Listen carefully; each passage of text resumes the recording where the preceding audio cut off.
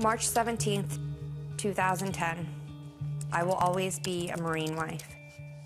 I just need to share some sad news with all of my blog friends. I am being forced to do something that no 23-year-old woman should ever have to do.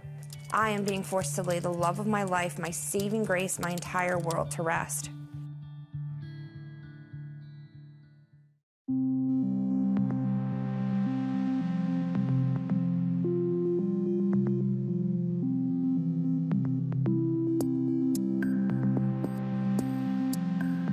I'm Mrs. P, and I'm 23.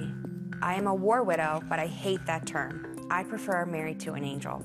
I'm Rachel Porto, and I write the blog A Little Pink in a World of Camo. I started this blog right after I moved to North Carolina in 2009, after we got married and we found out we were pregnant. August 3rd, 2009. Okay, here goes nothing. This is my blog. This is Lance Corporal Mr. P. Somehow, I put him under my spell, and he vowed to love me forever. I met Jonathan in 2008, and he was like, I'm Johnny. And I'm like, oh, you have a real name. And then he told me his last name, which is Porto. I was like, wait, you're in the military, so your name is Porto John? He got on his knee and proposed to me, and he used the small chain of his dog tags, actually, this right here. And he wrapped this around my ring finger, and I, of course, said yes. This is right after we got engaged. And then there's some wedding pictures, and when we went to Ocean City.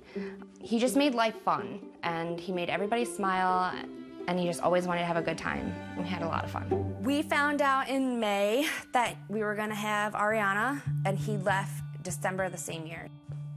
December 8th, 2009. Day 0, did that just happen? So I hugged him and kissed him, told him I love him, and that I'd miss him. And then I sent him off to war. It was hard, but I'm tough, and I think it helped me better prepare for what I didn't know was coming. I just want you here, now. There's nothing more in the world that I want. This reality sucks and is stupid, and I hate it. I want you, Jonathan, so quit f***ing around and come out now. Johnny had been deployed for almost an entire month. January 19th, 2010. I got a phone call from the hubs during labor. He called the hospital and was eventually patched through to me. So he did get to be there in a way. And he was like, oh my God, that's my baby. It was awesome because he was actually there. You know, like maybe I didn't get to hold his hand or yell at him for doing this to me, but I got to talk to him on the phone. March 12th, 2010. I'm still alive. 93 days into this deployment. Can you believe it? I think we had just fallen asleep and my doorbell rang. And I knew what this was gonna be. And so I flicked on the light and I looked out the peephole and I saw the emblem on the chaplain's cover. The light hit it and it was just like shining. It was like blinding. And there's 2 dudes there in their dress uniforms. They asked me if I was Mrs. Rachel Porto, wife of Corporal Jonathan Porto. He just went into it, you know, on behalf of the United States Marine Corps and a grateful nation. We regret to inform you, and I just lost it. And I fell down, and I was screaming, and it wasn't supposed to be us. I mean, I didn't want it to be anyone, obviously, but it just wasn't supposed to be us. Finally, I looked at them and I was like, I've got a kid to take care of. My daughter was laying on the bed. She was looking up and like waving her arms and kicking her legs and smiling and babbling. She never really did that stuff. She was still so little. And it's like, well, I guess we know where her dad is. And I called my mom and she was in Maryland. My mom was like, who's with you? The baby and the men. And she's like, what men? I'm like, these men that just ruined my life.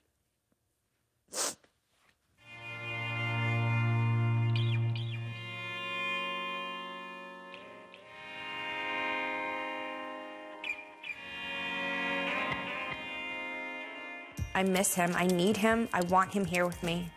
I will forever hold you in my heart, Johnny. I miss you so much it hurts. I will be seeing you again. I feel like I know you, him and Ariana. I may not know you, but I love you. Rest in peace, fallen hero. If there's anything I can do for you, I'll be there as fast as I can. My circle of readers was really great and very supportive. Sometimes you do need a stranger or somebody that doesn't know you to tell you that you can do it. September 29th, 2010, the fear I've been having lately. My fear. I've been fearing lately that I'm going to forget. I couldn't remember what your touch felt like. December 8th, 2010. 365 days since I last saw my husband alive. January 17th, 2011. This past weekend, my little princess turned 1. August 26th, 2012. Rachel Porto had a farm. E-I-E-I-O. I've started writing for a new magazine, and we've semi-launched. Maybe there's people who walk right down the steps of grief and then they're like free of it, but that's not how it's worked for me. It's not how it's worked for a lot of people I know. Can you please say your prayers with me tonight? She said, I wish my daddy could come back to us, and I lost it. We missed it, and it was the last star for you to find. It's really hard to articulate sacrifice to a 4-year-old who wants her dad here, but you gotta find your joy and your reason and keep pushing through. I am the mommy of a beautiful baby girl who is growing so fast these days. I'm striving to keep my head up and move forward in the face of tragedy. I miss my husband every day, but my goal in life is to live to make him proud and one day see him again.